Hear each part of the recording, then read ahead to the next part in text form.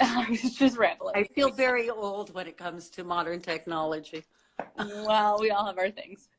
Yeah. Hold on. You're frozen for me. I don't know if you're frozen for everybody, which means I don't know if it's you or me, but I can see you. I don't look frozen to me. okay. So then we'll just assume it's my issue and we'll Okay. keep talking. And maybe Um, somebody can just say something if yeah, I'm frozen for them. yeah, let us know, those who are watching, please. So I was excited to talk to you tonight because you seem to have quite the story, and I am sure people are gonna benefit a lot from hearing what you have to say about your own life and your own experiences and different things that you've been through your journey. And it says it's shaking. Why is it? Oh, is your phone shaking? Oh, that's me. Oh, No, okay. it was my hand. Oh, okay.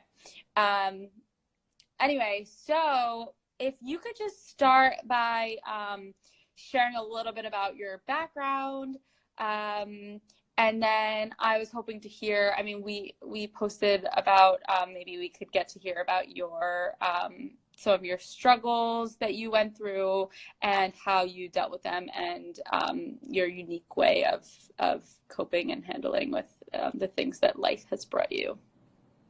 Okay. I'll try to do my best.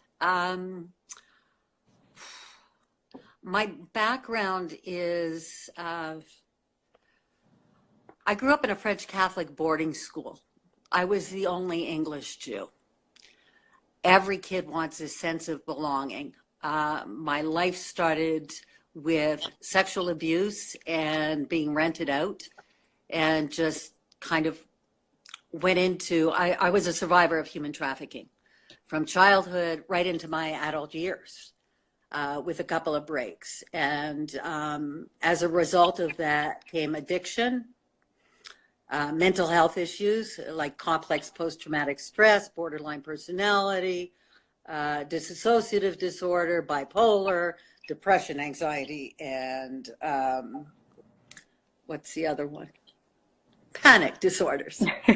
So, I mean, it was such a slew of, there were so many that at first, I really had a hard time taking them seriously because they were just throwing labels at me. And a friend of mine once asked me, how did you feel when you got diagnosed with borderline personality? And I thought, my response was, I thought it was a joke, and I thought it meant that I was on the edge of having a personality and character. And I think I'm pretty full of character. But in all honesty, the first 34 years were hell. You know, they were, if somebody said to me, life is a gift, my response would be, where's the return counter? I didn't want to be here. I remember looking up at God saying, like, just take me now, you know? As many times as I had attempted suicide and pushed the envelope to the edge, I really should have been dead. I shouldn't have lasted this long. And I remember people saying things like, God is our Father. And because I saw probably the most ugly side of the human race, my heart hurt for him, you know, for whatever power that may be. Because if we're his children, I mean, that's pretty heartbreaking what's going on. And I saw it also in other people that were using. I saw their trauma and their anger. And I just didn't know how to get to the other side of the fence. And, you know, getting a job and cleaning up is, I knew how to look normal. Like I knew how to do that, but I didn't feel comfortable in my own skin. So no matter what I did, nothing worked. And at 34, I went into a treatment center in Texas. and I saw a young man claim his voice. Could I interrupt you for a second? I think I Sure. just see your mouth. If you could just move Oh, the screen. Yeah, there you can go. Okay. you get there? Oh, Yeah. okay. 'Cause Sorry. I can see my whole face. Yeah. So Well, that must have been very funny. see, I didn't Okay. know it was frozen for the most part for me. Anyway. Okay, so you can see my whole face now, right? I'm just Yeah. not a mouth. Yeah. Mouth. Yeah. Well, you have a nice mouth, so it worked. Yeah. So, thanks. Ironically, most of my life I was silent. So as a child, I remember disassociating. You questioned your memory as a child, but the analogy I could place to it was as if there was this massive piece of Velcro, that sound it makes when you pull the two pieces apart. That's what I felt. And I remember that really clearly. And I don't even think Velcro existed in my childhood because I'm 62. So, but yeah, that's what it was. And I froze. I was a child that froze. I was a child that everybody thought was a well-behaved child because I was silent. You could put me in a corner and I would just stay there quietly. However, when my teens hit, all hell broke loose. I just couldn't contain anything anymore. And I hit the streets because I didn't want to be where I was. I mean, at 7, I was introduced to my brothers and sisters and told to fit it, they were strangers to me. And at about 13 or 14, I got shipped to live with my father. And I was expected to just blend in as if there was no past. You're just supposed to fit in with ease. And I had a really hard time with that. I really did. And I felt a lot of times when there's a lack of understanding or I felt like I was being re-victimized over and over and over again. So I had to get out. So I spent many, many years on the streets. And in 1991, I got clean. I went straight to a meeting when I came out of treatment. And I really haven't looked back much. I mean, I did go to Homewood for their trauma program, which was excellent. But aside from that, I was fueled. I had a lot of drive to make things different. And I met this woman at the Jewish Family Services in Toronto. And she looked at me and she said, I went there because I heard that they gave Jews money. And of course, I didn't have any. So, and it was the best thing that happened. And she looked at me and she said, I don't have a lot of experience working with people like you.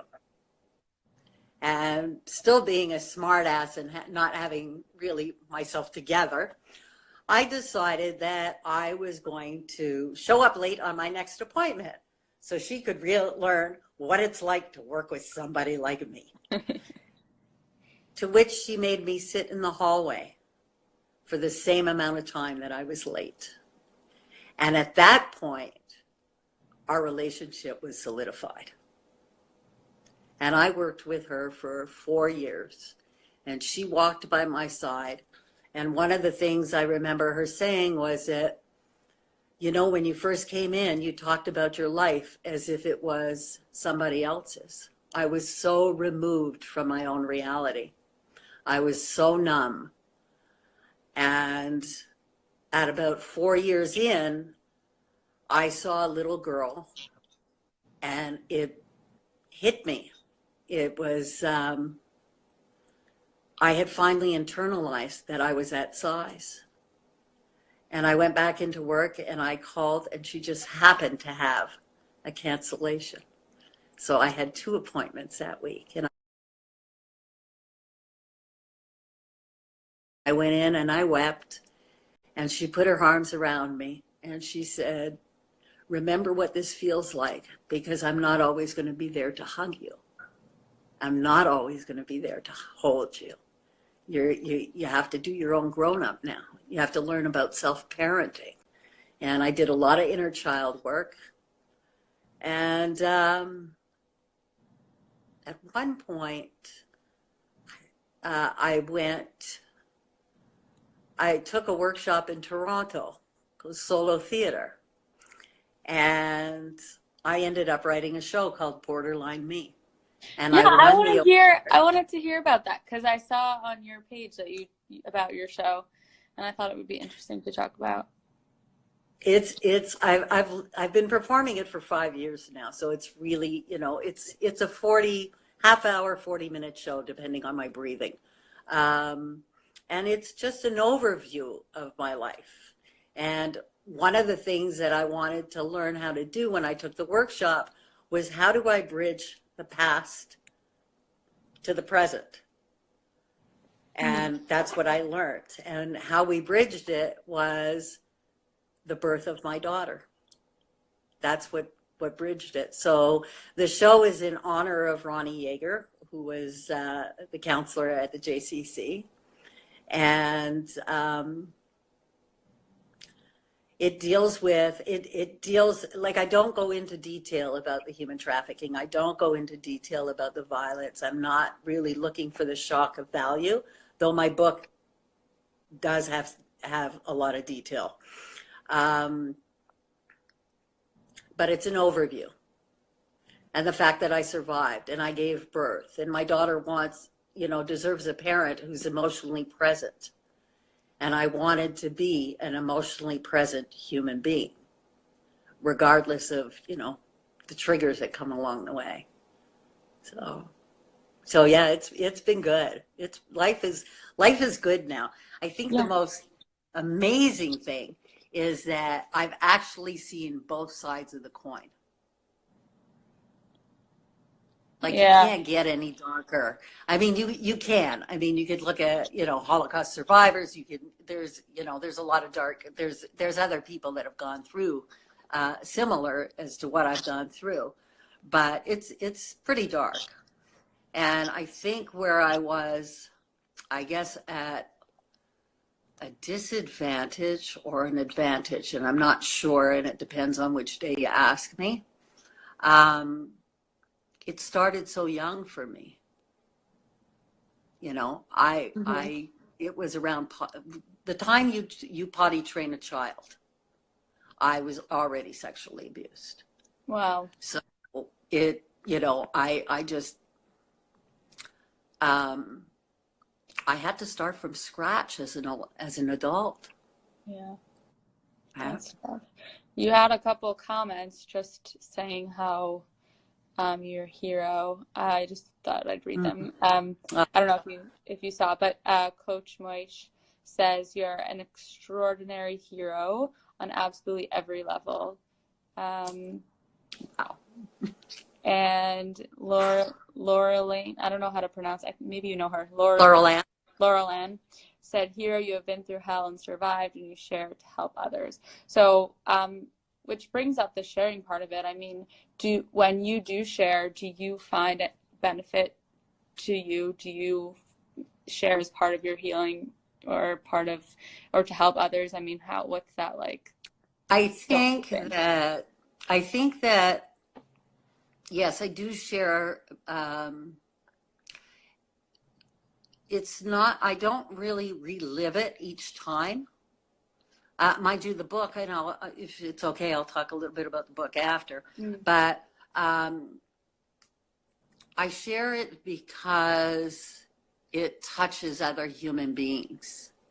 Their story may not. I have a couple of people that have seen the show 7, 8 times. When they come, I would always have a box of Kleenex where they're sitting. I know that when I talk about the inner child work, my friend cries, because it touches their issues, whatever that is. So for me, having been so disconnected from the human race, except on a sexual basis, being connected and making a connection with human beings feeds my soul. It feeds my soul, and it's a driving force. I mean, I went from um, working the streets to going back to school, working in corrections, working in social services, doing outreach. And I burnt out because the systems, the system in was what the system is. I loved working with the clients. I wasn't crazy about working within the system. And now I found another way to still have that socially conscious thing, right? It's like those light bulb moments, And when you see people let their tears out, it's a release. Mm-hmm. It's a release for them, and I get to be a part of that.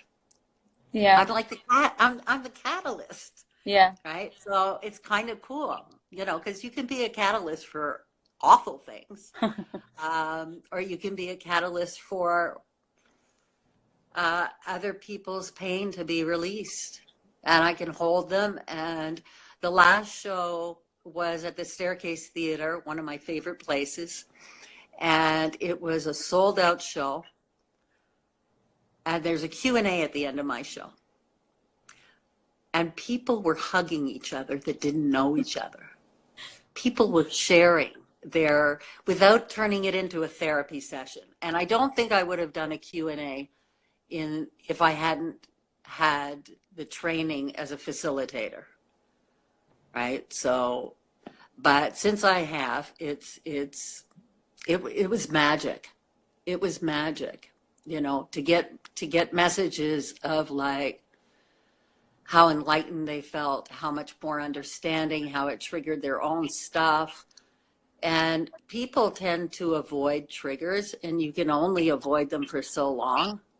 And if something gets triggered, that's when you go into therapy, counseling, or whatever it is that you need to do in order to address it. Mm-hmm. And I still get triggered, but the intensity is less.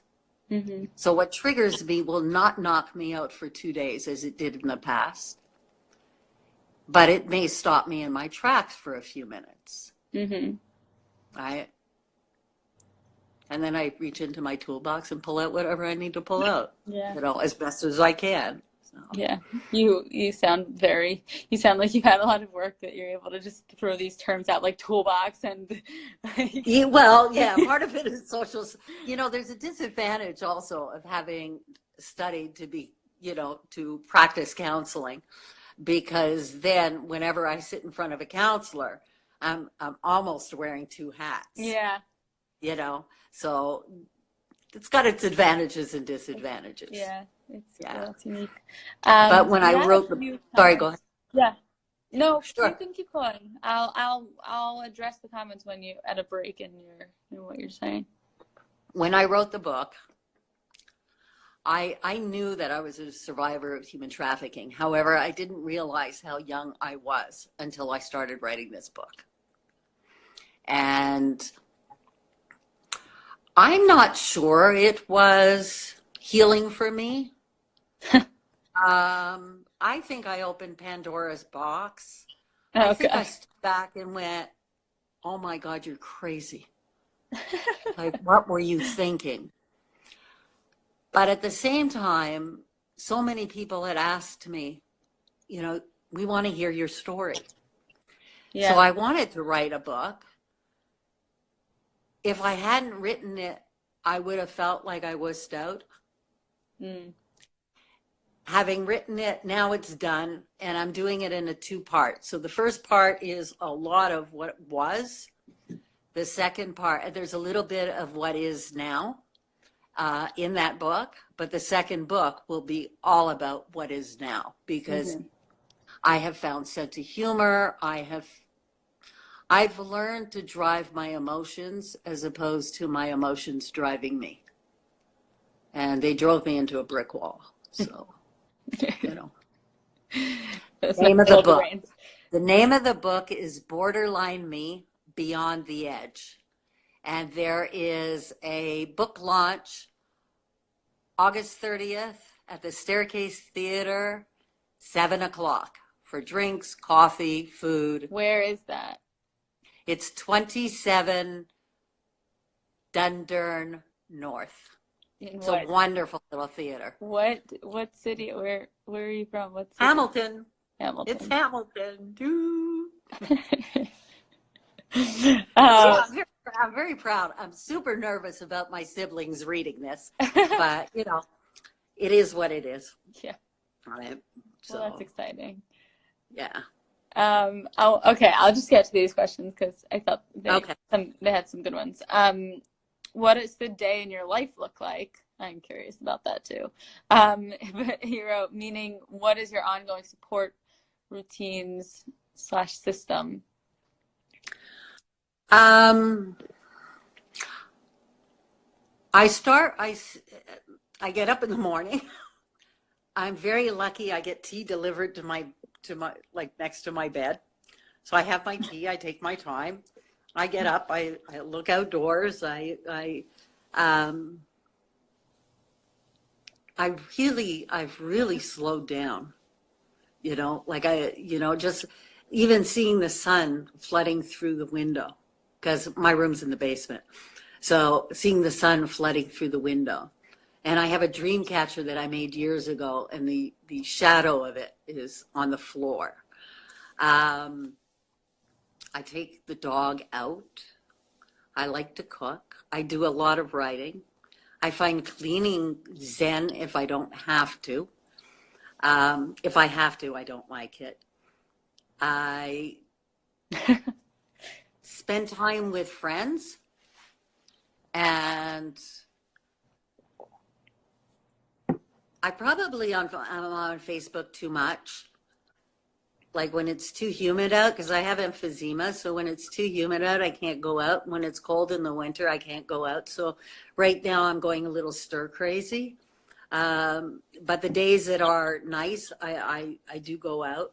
I know that when my anxiety goes through the roof, I need to self-parent. I need to comfort myself. I need to have an inner dialogue. So it may sound like I'm crazy, but I have an inner dialogue. I can, I talk to the kid within me, and I tell her that I'm not going to abandon her, because I abandoned her for 34 years because I didn't even know she existed. So, Related yeah. to another question about what techniques have you worked for inner child work? Oh, there's a wonderful book. I can't remember what it's called, but it's pink. And I do a lot of left hand, right hand. So my dominant hand is my right hand. So I'd write with my right hand, and my inner child would answer with the left hand. And that allows me to connect with her a lot faster. And I just remind her that, I'm here. I'm not going to go anywhere. Sometimes when my energy is low, I make bad decisions, or not as healthy, it's not that they're not, not as healthy decisions, like eating a bag of chips and candy and nothing else that day, or, spiraling out. But I'm able to recognize it. And I think self-reflection is probably one of the big things. So I reflect on how I used to do it every day. And then you kind of go, oh, I got this. And then you trip over something to remind you.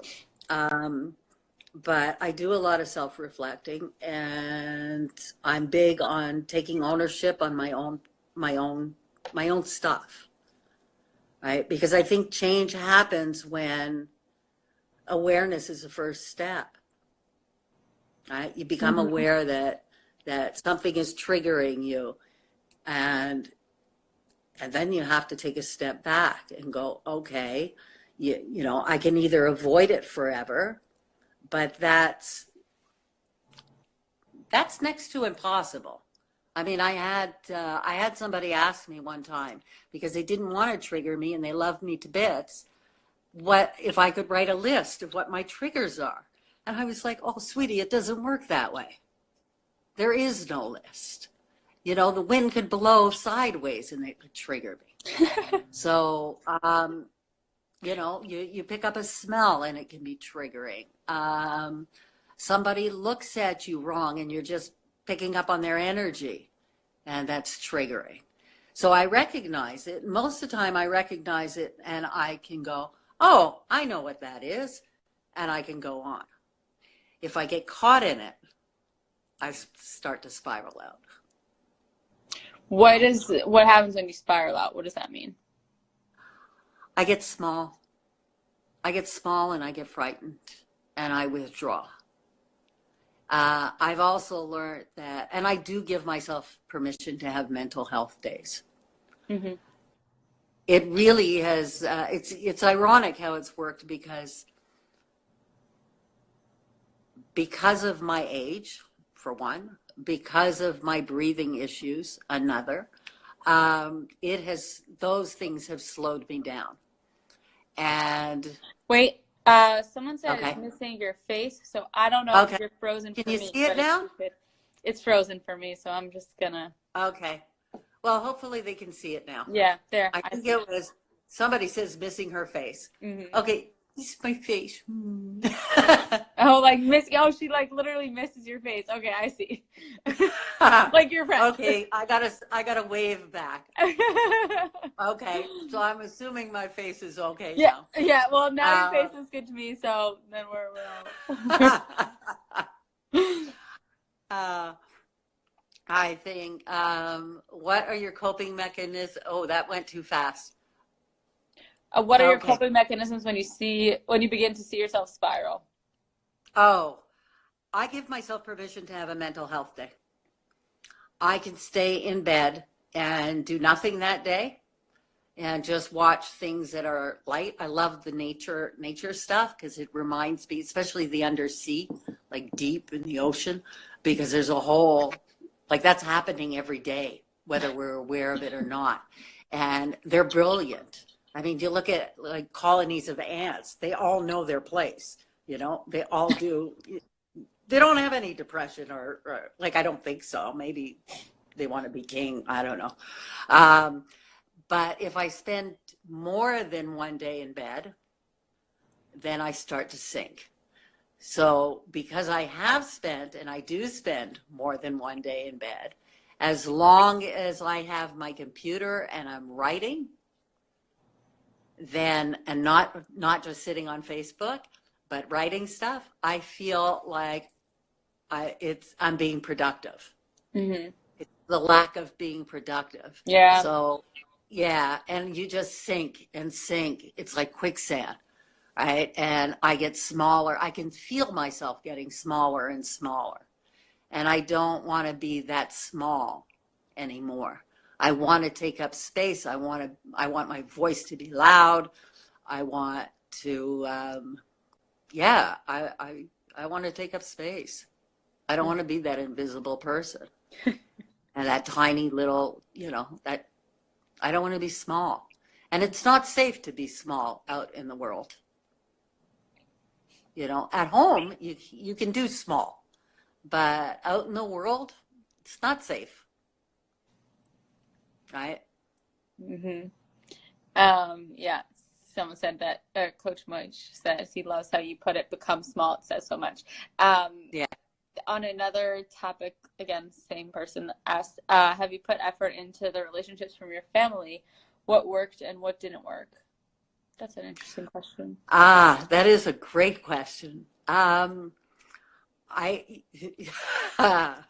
that's a loaded question. I have a good relationship with my mother. I was able to tell her early in the process when I was seeing Ronnie, I would just say, I'm not going to talk to you for a little bit because I'm dealing with mother anger issues. And she would give me that room. I think also in therapy, what happened, one of the things that Ronnie taught me, she said, if your mother was blind, like, would you be this hard on her? And I said, probably not. And she said, your mother is blind. She can see, but she's blind. Her ability to step out of her comfort zone, to protect somebody, to do the right thing. She's not cut from mother cloth. She's not able. So, I mean, how can I stay angry with somebody who has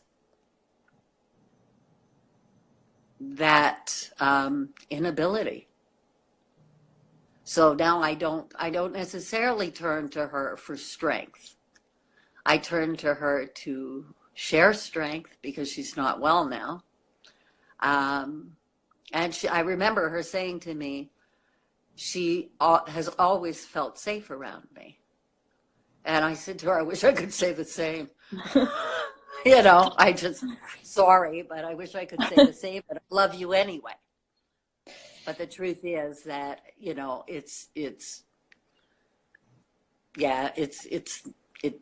she's just not capable. And with my siblings, a lot of them don't know or don't understand or, I can hear the rain. It's raining here too. They just don't understand. So I worked with, before my father had passed, we had developed a good relationship, but wouldn't say that it was a deep relationship. My father once asked me, he said, do you feel loved?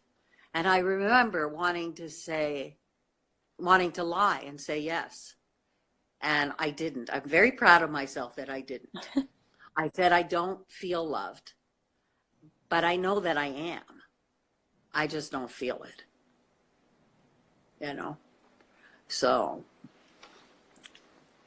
but I think initially in the beginning, I was putting all my stuff like on the table. We'd sit down for a family meal and I would talk about incest and sexual abuse.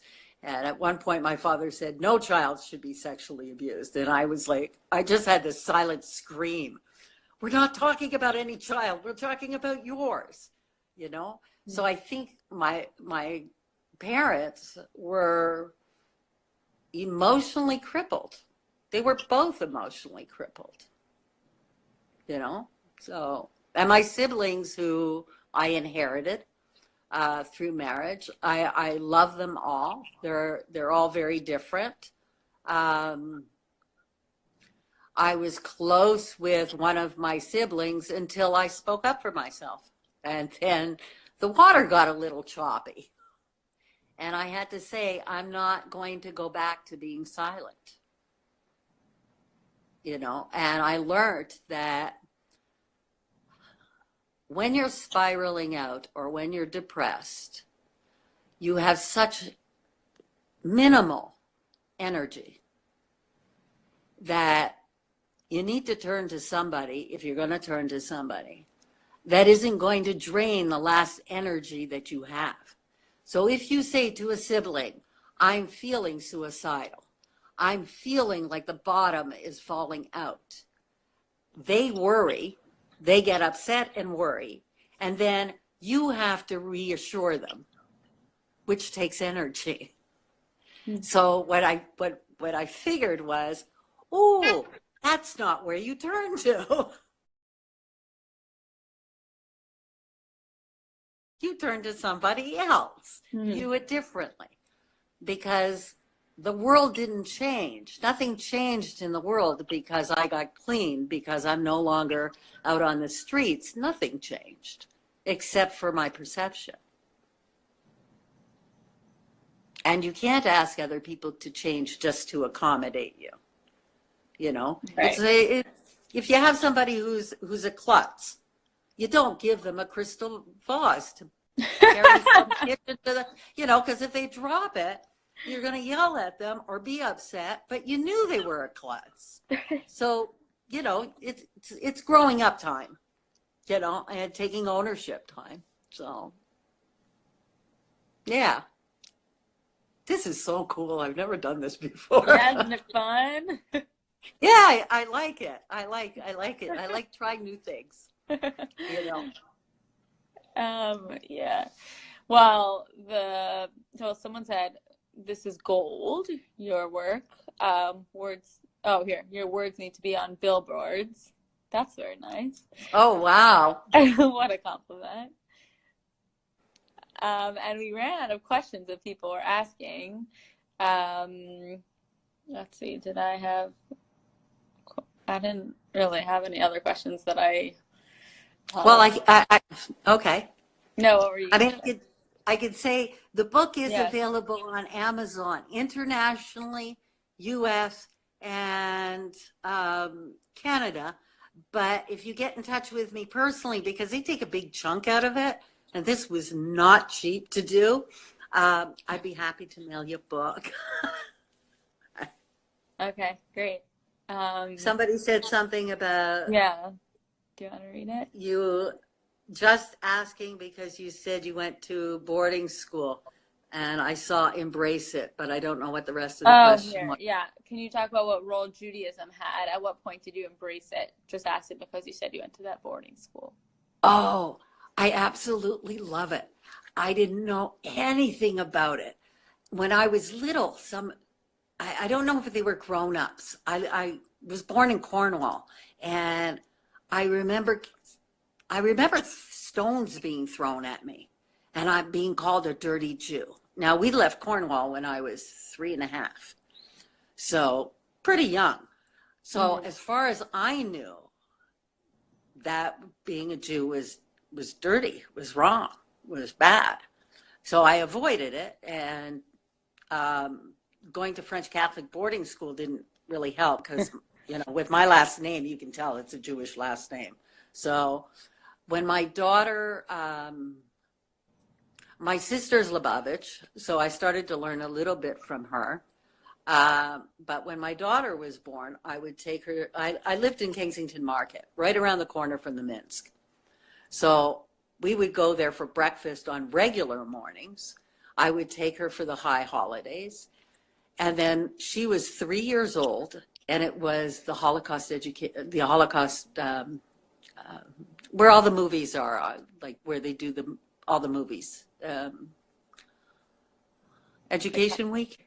So there was a lot of movies on TV about the Holocaust at this particular time. And she put her little arm on her hip, and she said, well, if I was a Jew, and I just went, oh, crap. Like, like you are. And I knew that I couldn't teach her anything because I didn't know anything. I mean, I had gone to synagogue when I visited my father in the summer in Niagara Falls, but it was very dry. It was sit down, stand up, sit down, stand up. And there wasn't any children's program. And I just hated being there. So one of the fellows at the men's synagogue said, oh, Hamilton has a wonderful Jewish community. So I got in touch with the rabbi, and in my mind, geographically, my mother at the time was living in Niagara-on-the-Lake, and I have siblings in Toronto and Niagara Falls, and Hamilton's in the middle. And the first thing I thought of was, it's an Oreo cookie. That makes Hamilton the cream. I put the house up for sale, and we moved here. I started learning. I became very involved, and I can start my day sitting on the computer with Judaism 101, and before I know it, it's 5, 6 o'clock at night. It's like the whole day has gone by. I felt like a sponge that had a dry sponge, and I just wanted, like I was so thirsty, I wanted more. To the point where one of the Rabbi Gansberg said to me, he said, one thing at a time. He said, because if you take on too much, it'll scare you and you'll go away. So one thing at a time. So he sent me to the store to go look for different kosher symbols. My uncle. Look, That's uncle. That's Coach Moishe's uncle. Sorry if I keep saying that wrong. Oh, cool. And then I looked in my own cupboard, and I went, I've got kosher food. Like, who knew? But everything about it I just absolutely love.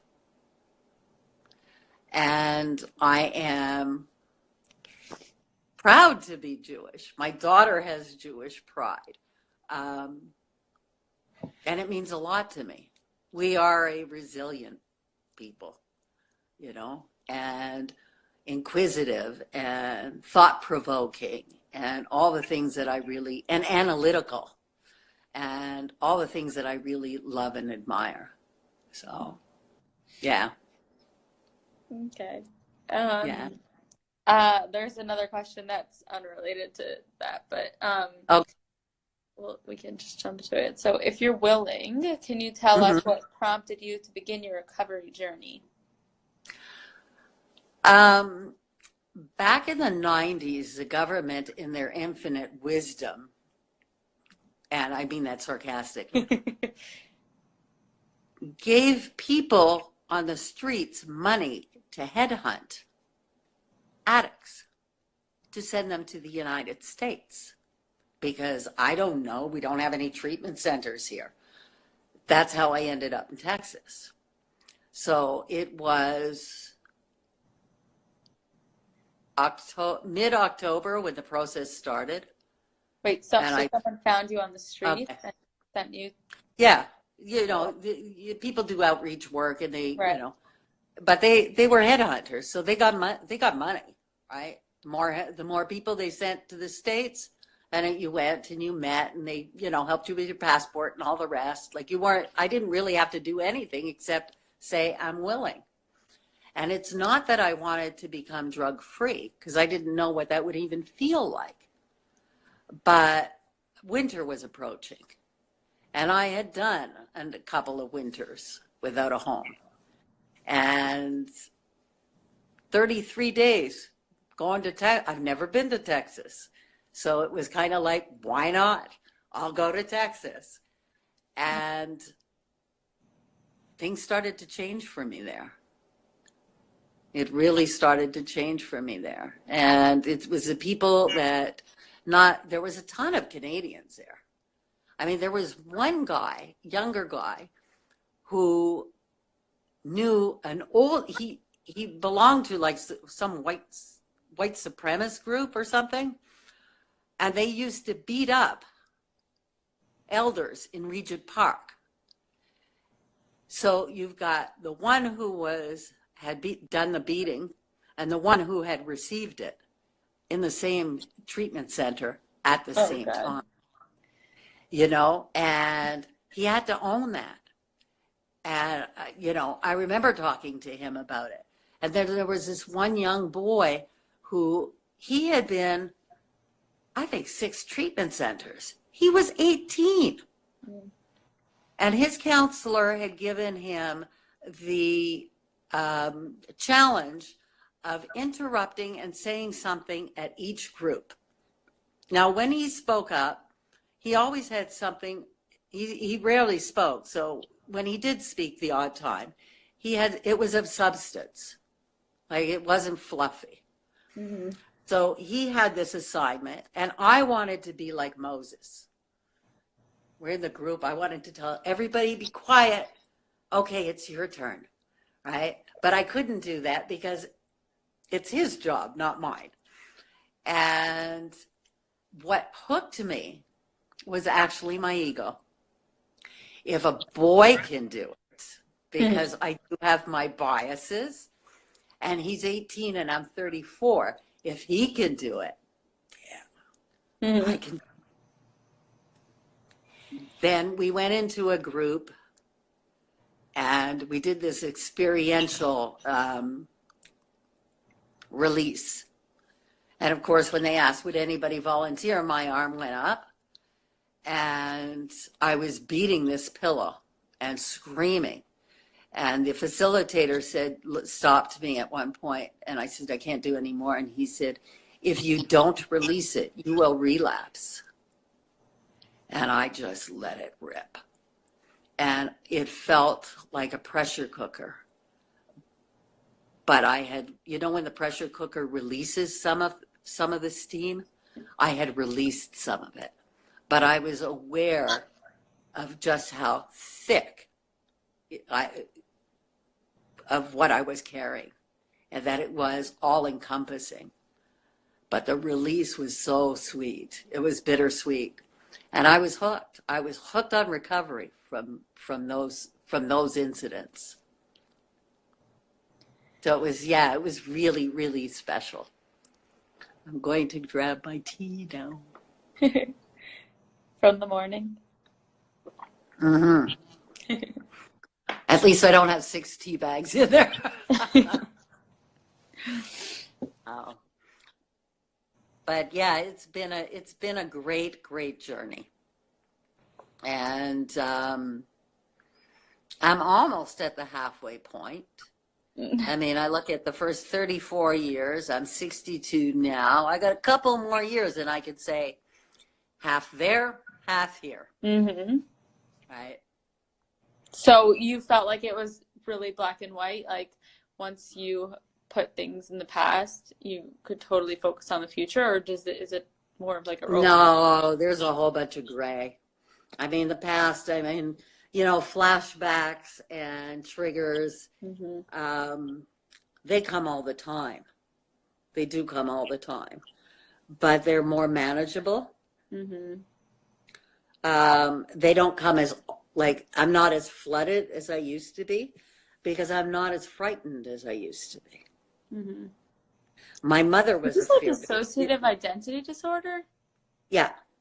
What could you talk about that a little bit? That's pretty cool.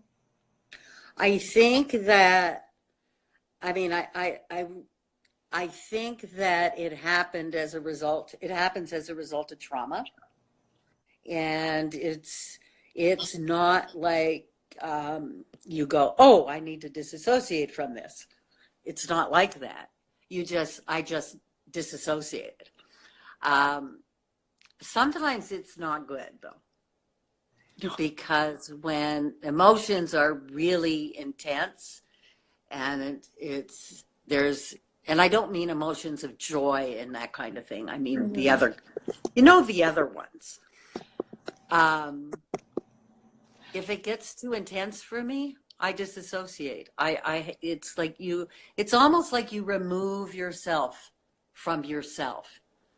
You're still physically present, but emotionally and spiritually, you've taken 3 steps back. And I can't see without my glasses. Damn. Okay, there we go. So it's that. But I've also, I have a boyfriend now, and I haven't had one of those in a long time, because I didn't trust my own choosing. If you ask people from my past, I was the girl that walked into the room and made a beeline for the worst person in the room. And after my husband and I divorced, even though it's amicable, I didn't want men coming into my life or into my daughter's life. I didn't want to, and there's no guarantees that it's going to be solid. And I rent a room in my house, and a man moved in, and he was here for little over a year. And I realized that I really liked him. We did renovations together. We gutted the kitchen together, and we weren't in a relationship. Like, there was none of that. And I remember saying to my daughter, because she's a lot more well-grounded than me, I said, I think I'm smitten with him. And she said, well, that's an old person's term. And I went, well, I'm old. And she said, this is your choice. You can either tell him and he may be uncomfortable with it and it may get awkward, or you can just shut up and enjoy the ride. So I kept quiet for a number of months. And one day I just opened my mouth and out came, I'm smitten with you. I have no idea what he said because I just associated. Like, you get the courage up to deliver something, and then poof, you're gone. but I know it wasn't ooh, because now we're in a partnership. But yeah, I totally disassociated. I have no recollection. And I think when I was writing the book, I was connected to it. And then at the end of it, I totally disassociated. And I remember waking up at night in a panic. Did I put that in the book? Because originally it was going to be called Borderline Me, the whole story. And then I thought, oh no, not everything's in there. You can't call it the whole story if you don't give it all. It took me a long time to even open the book and see what I wrote. And I still haven't read it from cover to cover. I've glanced, but I haven't read it from cover to cover. You know, and yeah, the people that have read it have said that it's incredibly raw. It's disturbing because it's disturbing to hear that any child has been treated that way, or any human being, really.